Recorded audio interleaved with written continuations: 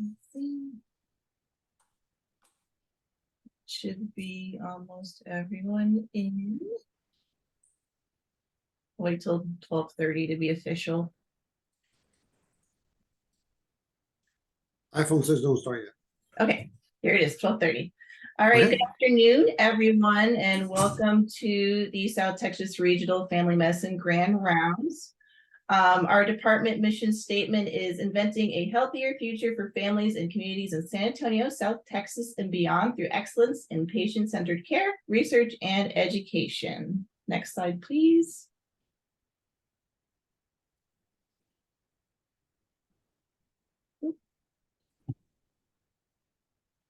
Let's see. Is it going? Sorry, I think it's loading. Okay. All right, there we go. Thank you in advance for muting your microphone once the presentation begins, being attentive to the presenters and engaged in the session, keeping your cameras on when appropriate, registering for CME credit for each session, and completing and submitting a session evaluation form. Next slide, please. The Family Medicine Grand Rounds for September 6, 2023. The activity code is 100932213. To get that CME credit, you need to make sure you text attend and then the following number 100932213. Next slide, please. The new CME credit system, like I mentioned before, you need to text this following number to 844-502-1338. And again, the activity code for September 6th is 100932213. Next slide, please. CME transcripts. These are the steps to access your transcript from all long school of medicine CME activities. You can visit the following website and the information is there. Next slide, please. The American Academy of Family Physicians, AAFP members, you can claim this activity for AAFP credit at the following website.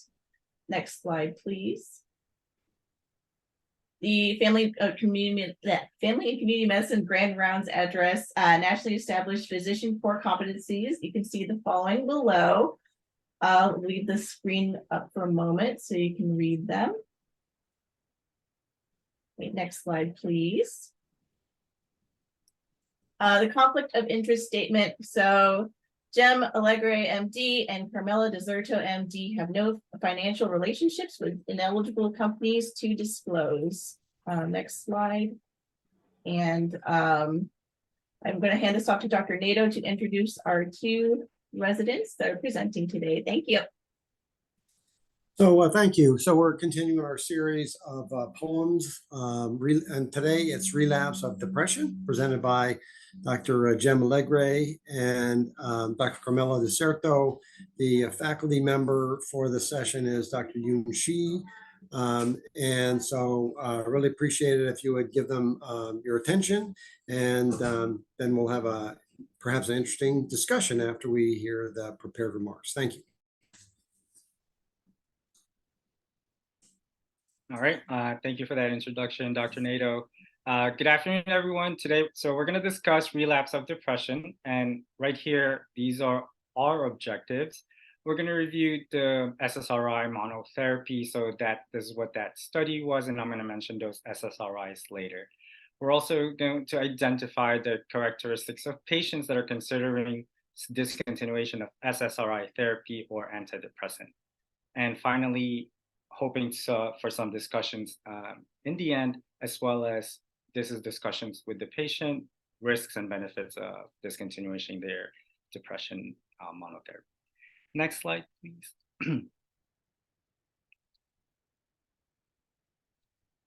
So again, this poem is about relapse of depression, more likely after discontinuation of medication based on the study done by Lewis G. et al.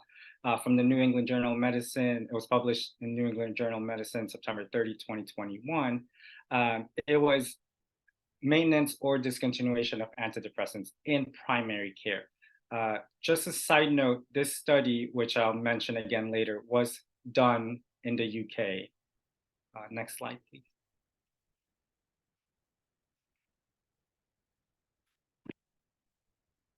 Oh no, this is not the sorry, that's not the updated slide, but it's okay.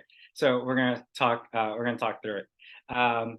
So a little bit of the background. The primary objective of the study is to conduct a randomized, double-blind, focusing on patients in primary care settings that are on long-term antidepressants. As we know, we're taking more and more care of patients are taking over their antidepressants versus psychiatry. And just a note, this was an old study, and they projected that more and more primary care physicians will be prescribing antidepressants, and their prediction was right. Their study, the researchers, no, you can stay in that slide, sorry. So the researchers conducted the ANTLER trial, which the same authors did, and hoped that their study would provide more guidance and improvement in recommendation of long-term therapy of antidepressants in primary care.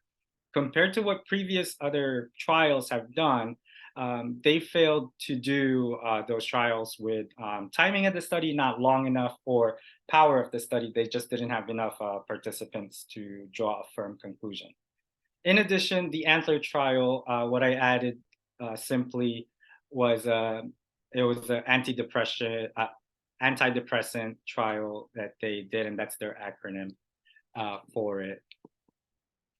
In addition, what the authors hope to the outcome of the ANTLER trial is to refine our understanding of the costs and benefits of long-term maintenance.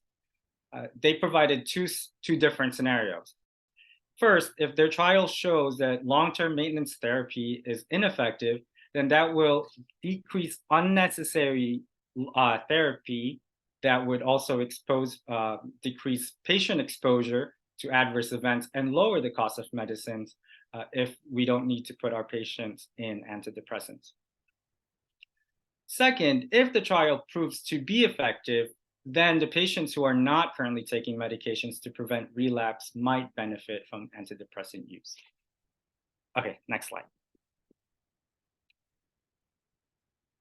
So this is the methods and design. I'll talk more in detail. This is just an outline of a quick outline of what they did. So they recruited about a total of 478 patients from 150 general practices in the UK. To be eligible, patients had to meet specific criteria, a history of at least 2 depressive episodes, or taking antidepressants for 2 years or longer. The antidepressants they focused on were the SSRI, that's citalopram 20 milligrams, sertraline 100 milligrams, fluoxetine 20 milligrams, or mirtazapine 30 milligrams.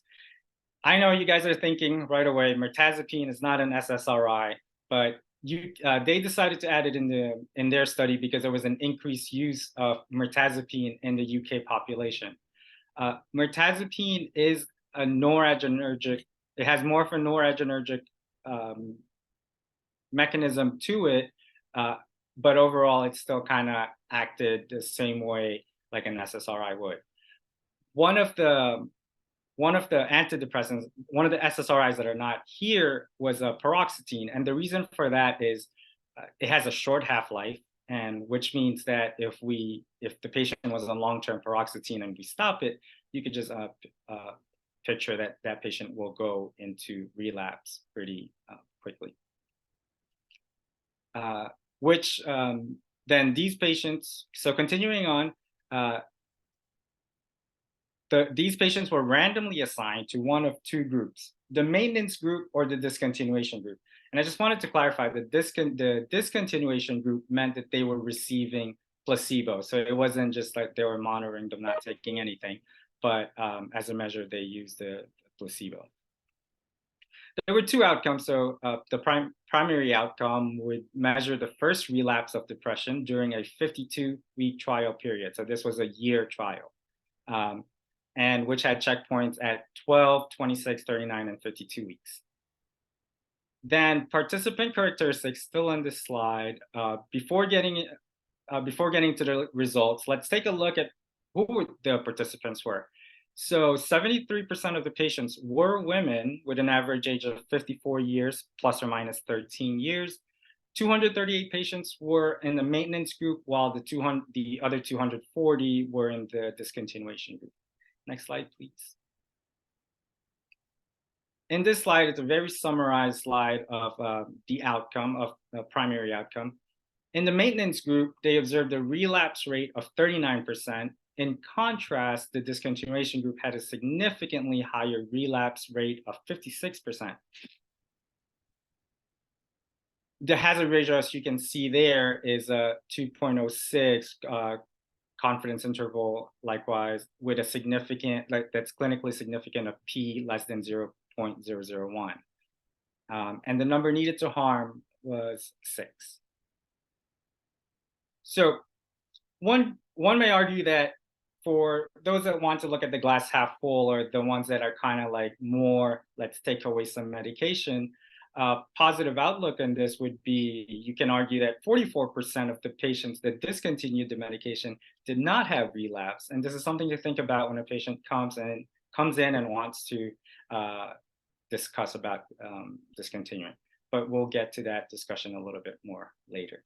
Next slide, please. So the secondary outcome, in summary, mirrored the primary outcome. These measured the screening things that we use already in our FHC RBG of PHQ-9, 0 to 27, higher number, which means increasing severity of depressive symptoms, and then GAD-7, 0 to 21, with higher number correlating to uncontrolled anxiety. Quality of life was measured based on a mini survey of 12 questionnaire based on their physical and mental health well-being. It was scored from 0 to 100. Higher scores equals better quality of life.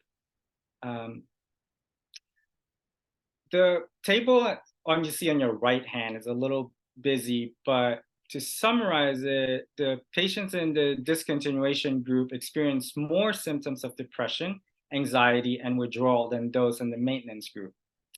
What's important to note here is that one of the SSRIs that was excluded, like I mentioned, was the paroxetine due to short half-life and withdrawal risks were higher, is not here on this table.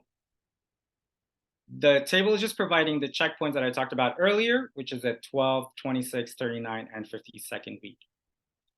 For the secondary outcome, however, the authors did mention that since they didn't have a pre-specific plan for the adjustment of the confidence interval for multiple comparisons, no definitive conclusions can be drawn from this data that were found, unlike the significant clinical finding from the primary outcome.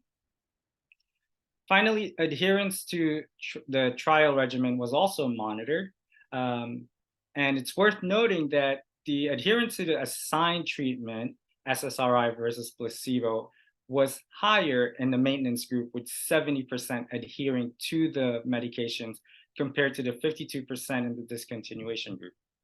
In addition, those patients that were on the discontinuation group, 39% of them actually restarted their antidepressant therapy. All right, next slide, please.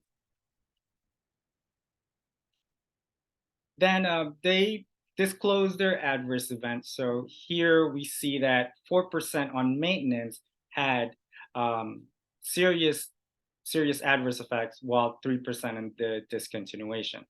Something to ponder that although the trend has been showing lower chances of relapse in the maintenance group, for those that are leaning more towards, again, discontinuation to lower the risk of adverse events, there was a slightly higher percentage, which was 4% of the 238 participants versus the 3% in the discontinuation group. But overall, the trial, whilst having serious adverse events, fortunately, there were no deaths or suicidal attempts during the trial. Next slide, please.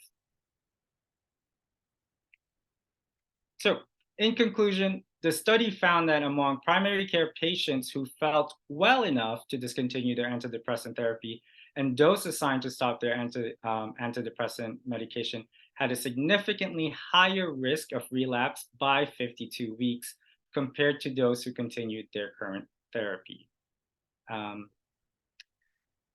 So these findings have important implications for the treatment of depression in primary care. However, there are limitations. For example, the study needs to have more diverse patient demographics. Just to give some specific numbers, again, about 75% were women. The average age was just 54 with a long gap, like plus or minus 13, and 95% were white.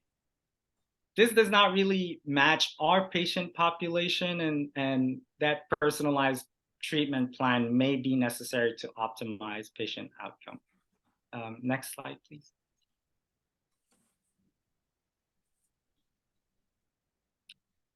All right. So again, the discontinuation led to higher relapse of depression with increased severity of depression and anxiety. There's a greater likelihood of resuming antidepressants, 39% of the discontinuation group to go back to the antidepressant therapy. And again, it provides insights into maintenance versus discontinuation. In the end, their studies supported the importance of continued therapy in primary care. Next slide, please. I talked about this, sorry. And next slide. So moving forward, what does this mean for us? On that study, I say we need to individualize the therapy. For example, in that study, they didn't mention any support of BHC where they having psychotherapy, where they combine therapy with CBT, which is evidence-based of the combination of the two for higher success rate of controlling depression. Their focus was solely mainly on just the antidepressants alone. So that's something to think about. And even though this was a 1-year trial, maybe longer term, like longer than the 52 weeks. Next slide. Oh, sorry.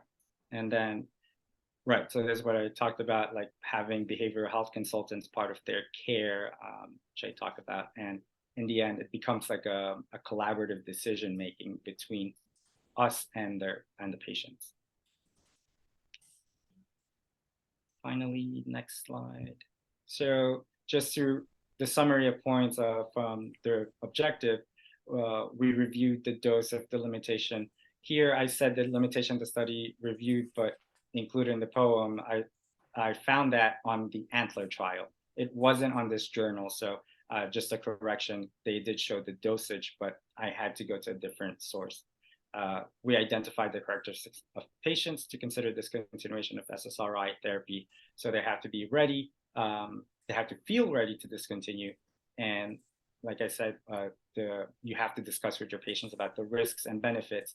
And with this 52-week trial, it hopes to give us some guidance on how we feel or what to present to patients if you want them to, no, if they want to discontinue and you have a mutual decision in doing that. That's it. Next slide. And these are my references.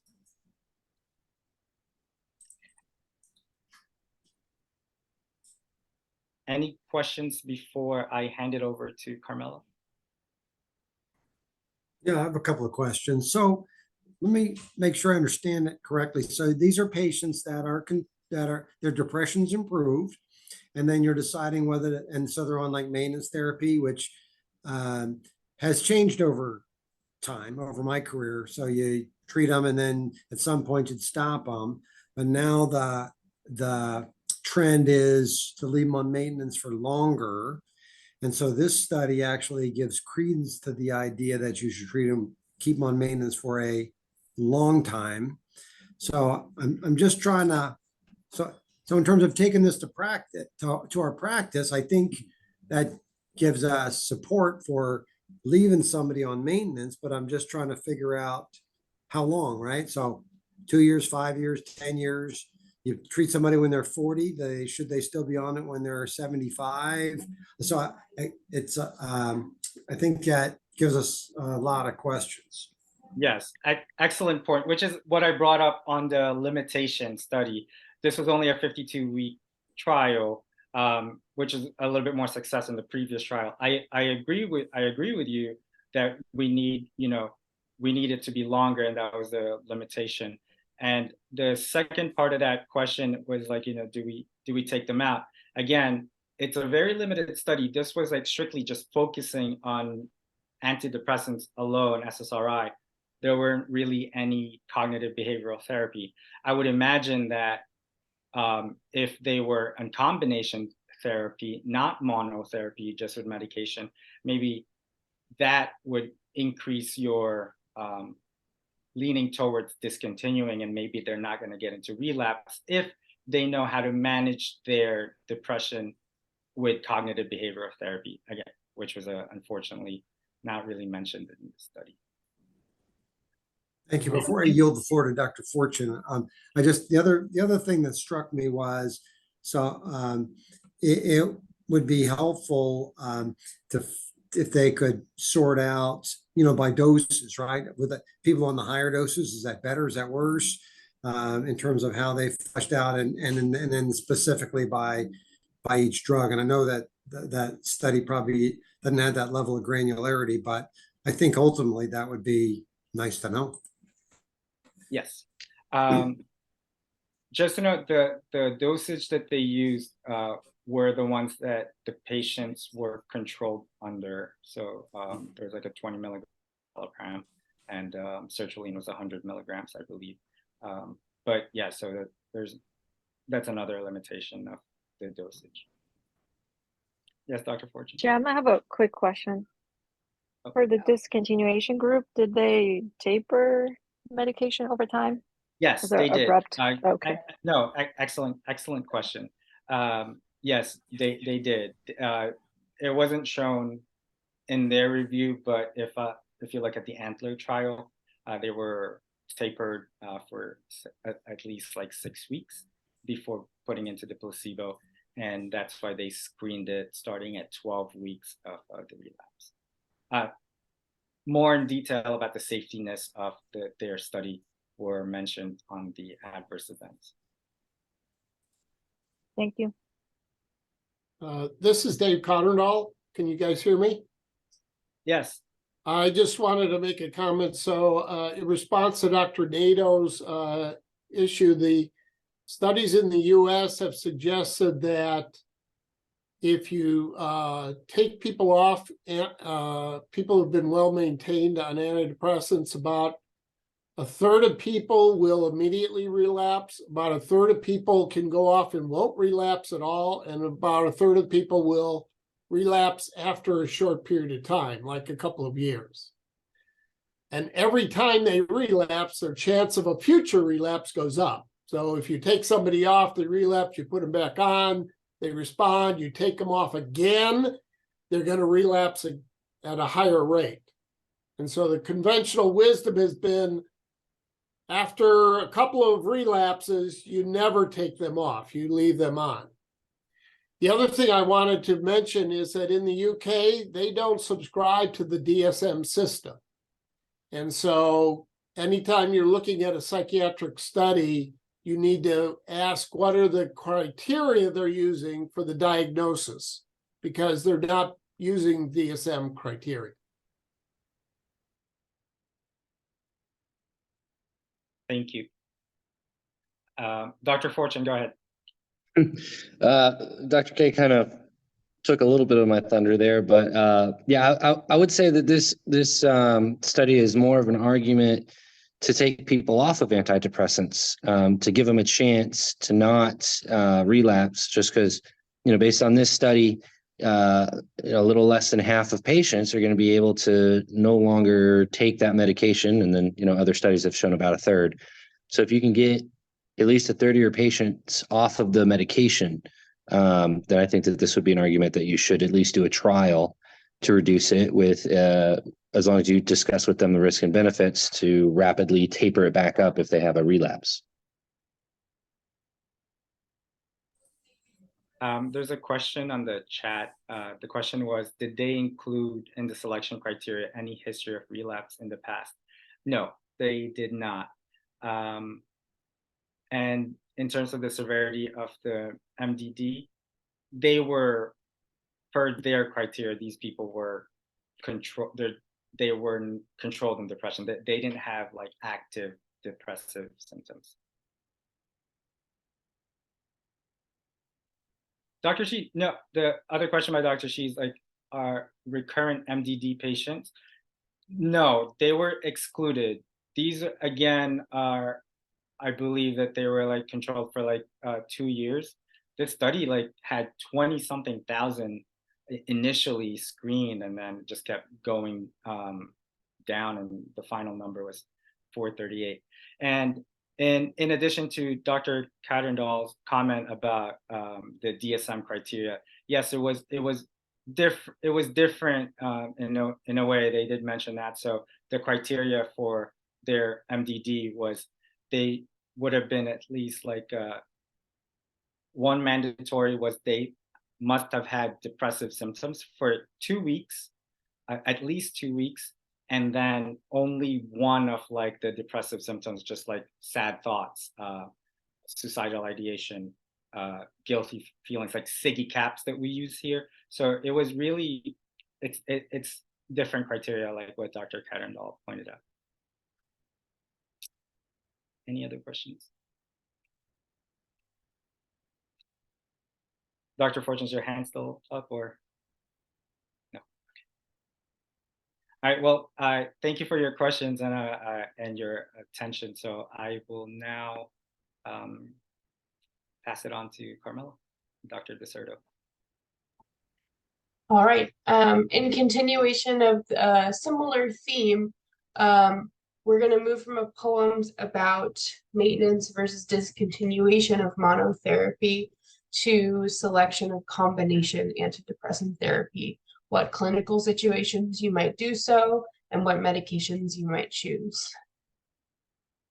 The objectives for this presentation will be first to identify which clinical presentations are appropriate for combination antidepressant therapy. Specifically, we're going to talk about what combination therapy, and then we'll select the appropriate combination based on that clinical indication. And then at the very end, we'll review other options for evidence-based adjunctive antidepressant therapy in contrast to combination antidepressants. This poems was called Combination Antidepressant Therapy is More Effective Than Monotherapy for Acute Severe Depression and Non-Responsive Depression. And it was based on the JAMA article Combining Antidepressants versus Antidepressant Monotherapy for Treatment of Patients with Acute Depression, a Systematic Review and Meta-Analysis from February 2022. Background here. So our current guidelines recommend our initial treatment for severe depression as being a single non-monoamine oxidase inhibitor. So that could be an SSRI, which most people will pick as the initial therapy, an SNRI, or a TCA antidepressant. Also, response to initial therapy is usually 60%, and remission is only 40%, even after 12 to 24 weeks of treatment for most people. So what that means is 60% of patients that you start on monotherapy will have response, but only 40% of people will experience remission after 12 to 24 weeks. And then typically our second step of that treatment is, do we switch the initial choice of medication? Do we increase the dose of the initial medication chosen? Do we augment with a different medication? Or do we combine with a different antidepressant that also fits these categories? So that's the difference between what we'll talk about being augmentation versus combination. This article focuses on combination. So choosing an SSRI, SNRI, or TCA, and also another one of that category. So doubling up, essentially, instead of picking something like an atypical antipsychotic or lithium, or one of that would be adjunctive therapy, which we'll talk about at the end. The methodology for this meta-analysis was looking at a lot of randomized controlled trials. Those randomized controlled trials had to analyze monotherapy versus combination of 2 antidepressants. The patient population was either first line for acute severe depression or treatment-resistant depression. So those were our 2 patient pools. And then the primary outcome of this study was treatment efficacy using standardized mean differences.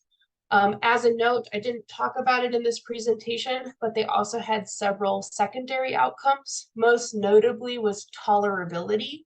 So when looking at the comparison between monotherapy and combined antidepressant therapy, how did people tolerate it? And though I don't have it in the slide, the result was that it was essentially the same. There were 39 total trials included, with a patient population of 6,751, and the studies ranged in publication date from 1977 to 2020. Patients had to be adults, and they had to be diagnosed with major depression. And then they did have exclusion criteria. Studies that only focused on bipolar depression were excluded, and studies that just looked at maintenance therapy were excluded. So it had to be a comparison study. The results were that when comparing monotherapy versus combined antidepressants, combination therapy was superior in efficacy. And similar results, so superior efficacy for combination therapy also resulted when they restricted the studies only to those that they identified as having low bias risk, which was 15 of the 39 studies.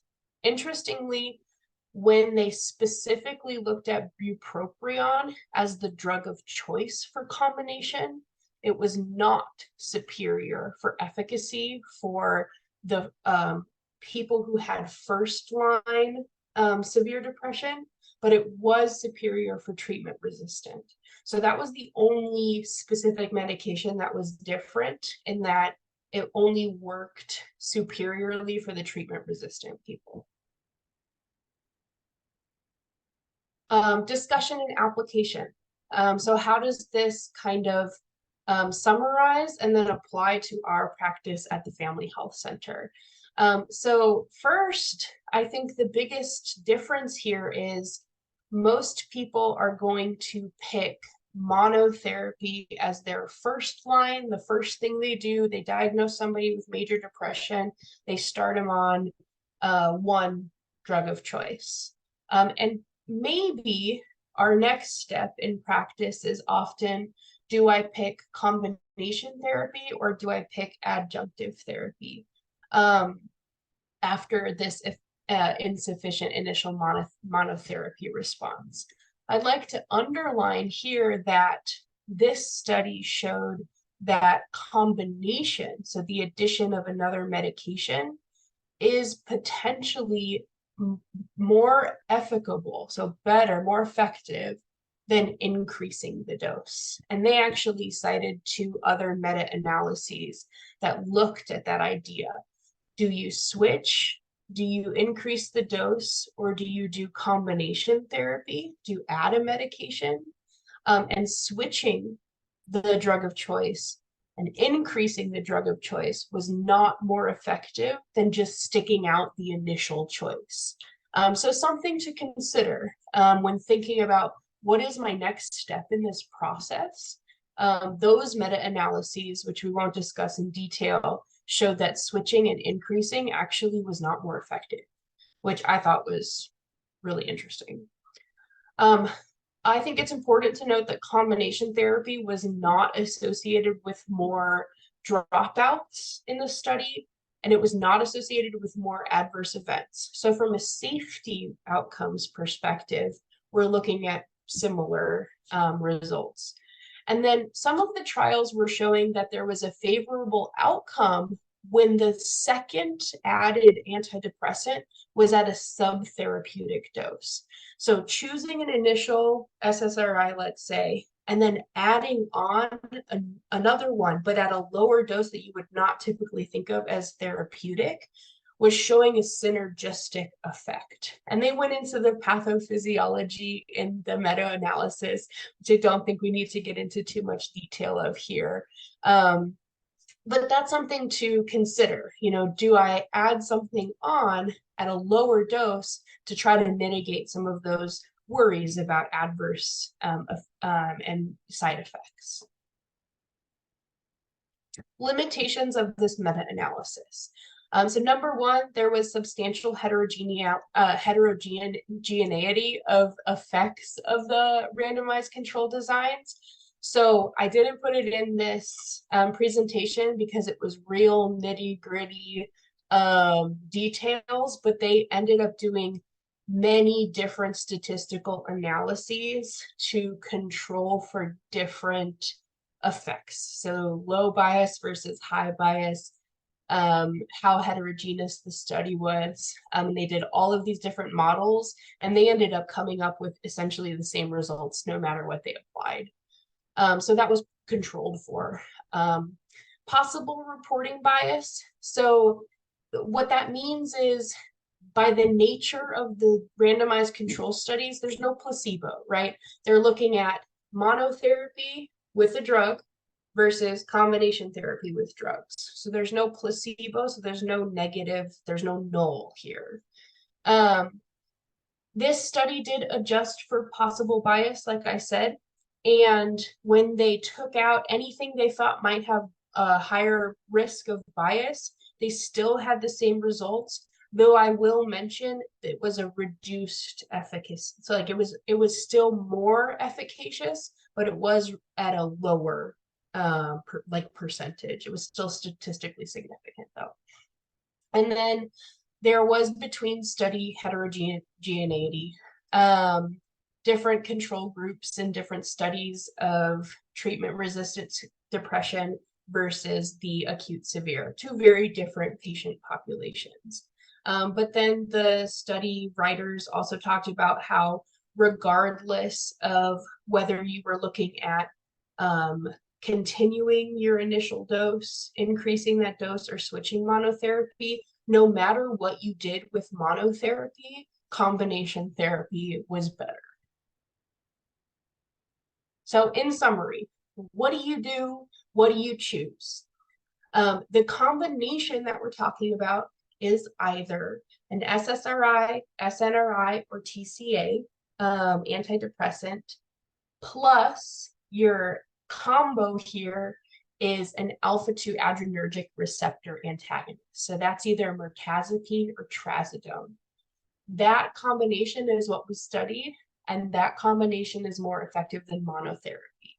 So you could think about picking something like sertraline plus trazodone. And you could pick that trazodone at a subtherapeutic dose if you strongly wanted to avoid adverse effects, and it was still more effective. Other conclusions, this applied to patients when choosing their first line initial choice if they fit the criteria for acute severe depression, or in patients who were just not responding to monotherapy. This was your step up. And it showed that it was easy to tolerate in the secondary outcomes, and that there was that synergistic effect even at subtherapeutic doses. So what do we do in clinic? How could we apply this to our practice? This is an alternative choice that you can make based on this data for these two patient populations. If you initially start someone on sertraline and they don't respond, you can consider adding mirtazapine or trazodone. You could do that for anything that kind of falls in an SSRI, SNRI, or TCA.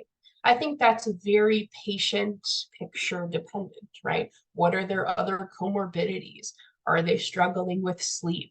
Are they struggling with weight, underweight, overweight? What does that look like?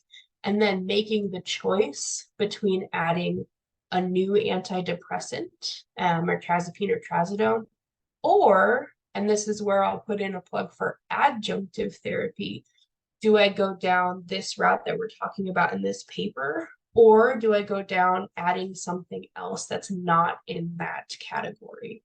And we won't go into too much detail about the evidence behind adjunct choice, but that's of course varied based on clinical picture as well. Many different options, many different studies. You can go into a deeper dive about this, but things like atypical antipsychotics, so quetiapine, or Abilify, lithium, anti-seizure medications, thyroid hormone, depending on the clinical picture, buspirone, estrogen for postmenopausal women, and then not something I see very often, but also in the literature, methylphenidate. Those are my references, and I'll take any questions or comments. This is Dave Cotterdahl. I have a couple comments. First of all, I think we've known for a long time trazodone is not much of an antidepressant. It's a very weak antidepressant. One thing mirtazapine and trazodone have in common is they're both sedating. And depending on how their measure of response was taken, if they were just using some sort of a scale, some sort of an instrument, well, you would expect adding mirtazapine and trazodone is going to improve their sleep.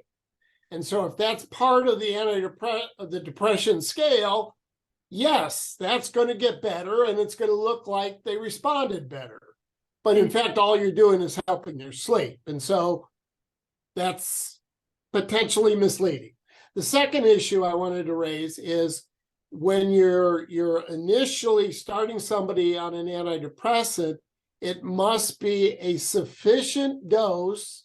It must be a truly antidepressant dose before you can say it's failed that dose. So when I was in psychotropic clinic, it was not uncommon for people to be referred as a treatment failure when they had never gotten off a subtherapeutic dose of the antidepressant they were started on.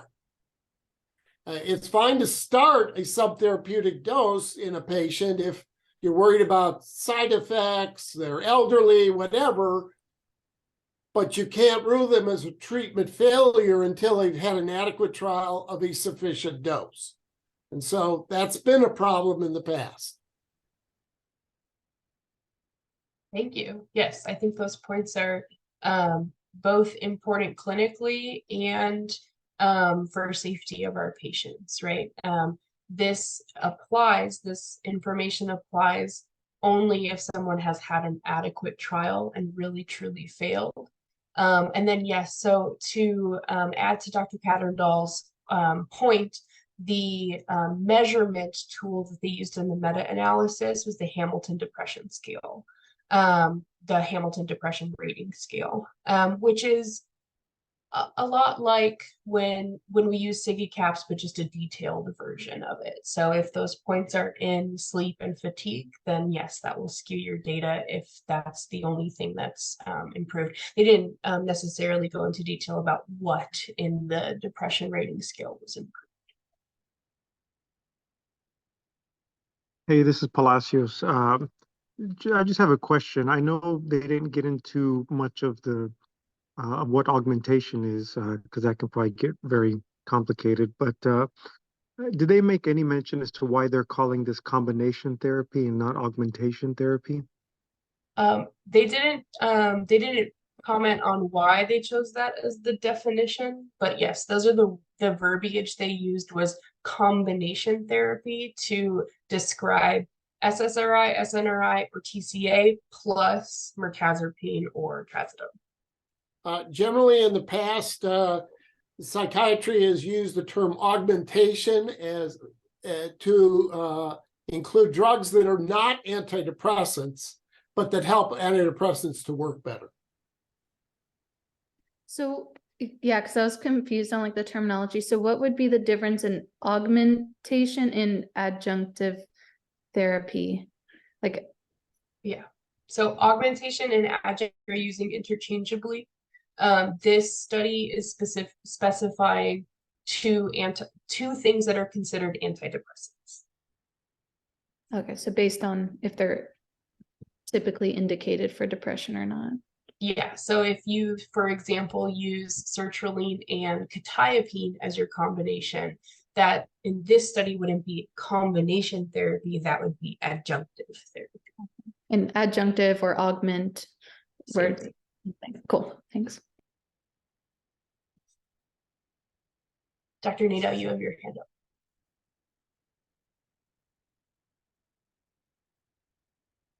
Sorry, I thought it was interesting that that we had the SSRI, SNRI, and the TCAs, and sort of we're kind of comparing those groups, but side effect profile wise, those are a lot different, right? So I think to me, the TCAs are excellent antidepressants, probably equal in terms of efficacy if you can get them to what's considered therapeutic doses. But I think it's easier to sort of quit before you get there because you have trouble getting there, and you add another medicine to it. Maybe that doesn't necessarily help the side effect profile. Maybe that increases it. But so I think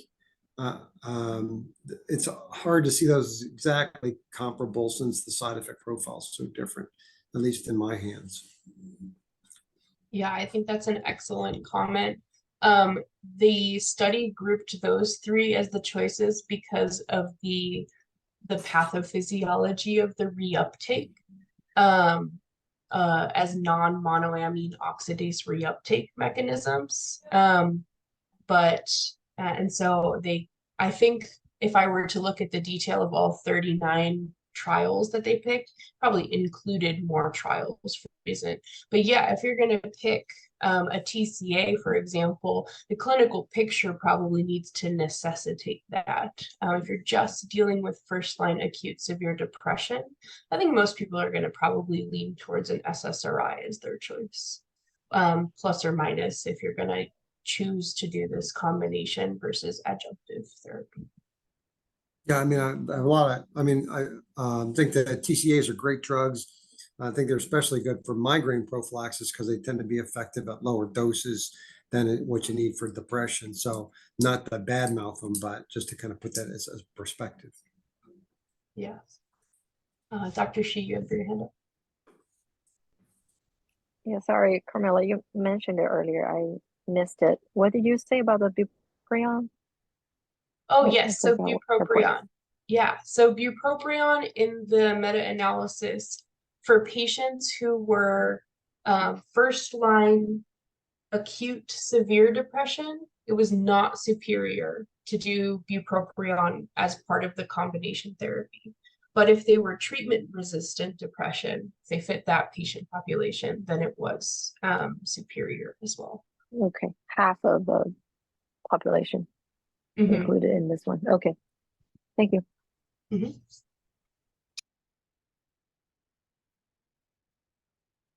Any other questions, comments? I think ultimately, to summarize what we do in the Family Health Center, I don't know how much this data is going to change the way that I practice, because ultimately I think that second decision that you make is very clinically relevant based on their clinical picture. Does the person, like Dr. Nadeau said, suffer from migraines, or is their sleep poor, or do they have some other reason to be on one of the dozens of choices of what you could pick as that second medication? Dr. Severe, you have your hand up. Yes, and this isn't directly for you, Dr. DeSerto, but for all the faculty that might be here, when do we then know like to use combination versus augmentation if someone has treatment-resistant depression? Well, since I have my hands up, I'm going to try to answer. Everyone can correct me. So I think in our practice, at least we don't have a lot of evidence for the combination therapy as of yet. So what has been tried and true has been, augmentation from all the evidence we have known. But a lot of times in practice, I've noticed that we prescribe trazodone or tazepine, especially these two for other complaints, right? Weight loss, appetite issues, sleep, without knowing that maybe have a synergistic effect on, the depression symptom. I think we might have done it accidentally. Although I think when we were prescribing them on its own, usually they require higher doses to have antidepressant properties versus if we're treating them for insomnia and poor appetite. So I think in this study, they did say lower doses alone, they have synergistic effect on the first line antidepressants they're on. So I think it's fair to try both, whichever fit in better safety profile and med adherence, less side effects. I think, Miriam, I think it's either or, individualized. I would be interested to see in comparison the combination versus augmentation, which one would be more efficacious and better safety profile. That makes sense. Thank Thank you.